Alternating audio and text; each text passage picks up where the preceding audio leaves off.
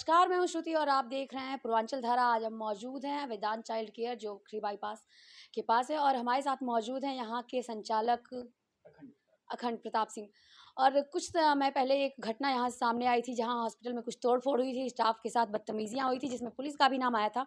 करेंगे इनसे बातचीत और जानेंगे क्या पूरा मामला था। जी, क्या पूरा मामला था? मेरा नाम अखंड प्रताप सिंह है और मैं वेदांत चाइल्ड केयर हॉस्पिटल का संचालक हूँ।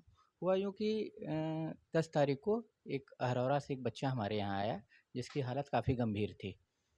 उनको ये बताया गया कि नहीं, आपके बच्चे की हालत गंभीर है, इनको वेंटिलेटर की ज़रूरत है।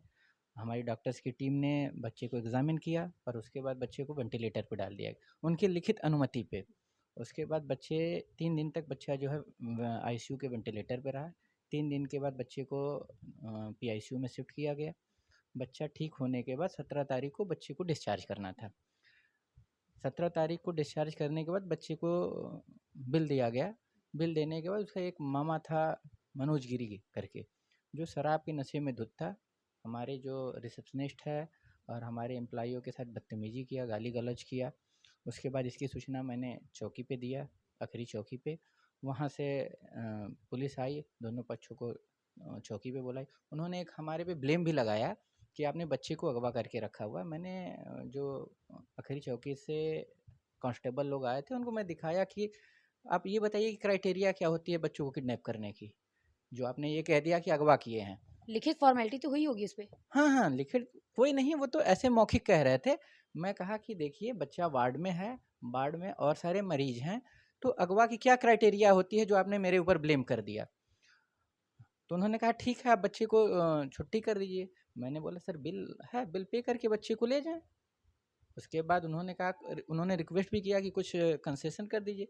50,000 के बिल में मैंने 20,000 डिस्काउंट करने की भी बात कही कि आप 30,000 जमा करा दीजिए, क्योंकि हॉस्पिटल के भी कुछ खर्चे होते हैं। जो सबसे ज़्यादा हो सकता है मैंने कर दिया आपके रिक्वेस्ट पे। उसके बाद उन्होंने कुछ नहीं किया। उनके सह पे वो 10-15 लोगों की संख्या में यहाँ आए और यहाँ आके जो है फिर गाली गलौज किया मरीज के जो अटेंडेंट थे। फिर इसकी शिकायत मैं उनसे किया तो उन्होंने 20,000 रुपये की मांग किया कि 20,000 रुपये आप दे दीजिए, मैनेज करा देंगे। हमको 20,000 तो ऑलरेडी आप पहले से ही छुड़वा के रखे हुए हैं, तो फिर कहाँ से देते हैं आप। हमारे यहाँ आके तोड़फोड़ कर रहे हैं, हंगामा कर रहे हैं, इसकी एक लिखित सूचना मैं दे रहा हूँ, एक तहरीर हमारी आप लिख दीजिए। हॉस्पिटल में जैसा कि बताया जाता है कि मारपीट करना, डॉक्टर के साथ गाली गलौज करना, बदतमीजी करना एक अपराध की श्रेणी में आता है। आपने पुलिस के पास इसकी कंप्लेंट दी तो क्या इस पे कोई कार्रवाई की गई? पुलिस के तहरीर पे कोई कार्रवाई नहीं हुई। हमारे साथ घटना घटी, लेकिन पुलिस के सह पे ही घटना घटी हमारे साथ। मैंने लिखित तहरीर चौकी इंचार्ज को दिया। चौकी इंचार्ज ने मुझे बरगलाते हुए कहा कि आप रोहनिया थाने जाइए। मैं रोहनिया थाने पे भी लिखित तहरीर दे के आया। उसके बावजूद भी चौकी इंचार्ज यहाँ आते हैं और जबरियन मरीज को हॉस्पिटल से निकाल के ले जाते हैं और धमकाते हुए कि तुम्हारा हॉस्पिटल बंद करवा देंगे, तुमको फर्जी मुकदमे में फंसा देंगे, कहते हुए चले जाते हैं। और हमारा पूरा हॉस्पिटल जो है वो एक गंभीर स्थिति में पड़ा हुआ है और डरा सहमा हुआ है कि क्या हो सकता है हमारे साथ। हॉस्पिटल के मरीजों का क्या रिएक्शन है इस पे?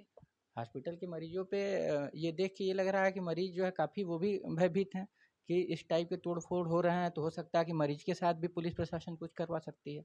मैं ये कहना चाहता हूँ कि जो पुलिस और उनके परिजन हमारे हॉस्पिटल प्रशासन पे और हम पे जो ब्लेम लगा रही है कि हमने जो है पीड़ित को अटेंडेंट को गाली-गलौज किया, मारा-पीटा, तो पुलिस का काम ये होता है कि हमारे खिलाफ मुकदमा लिख के और जो है कानूनी कार्रवाई करे।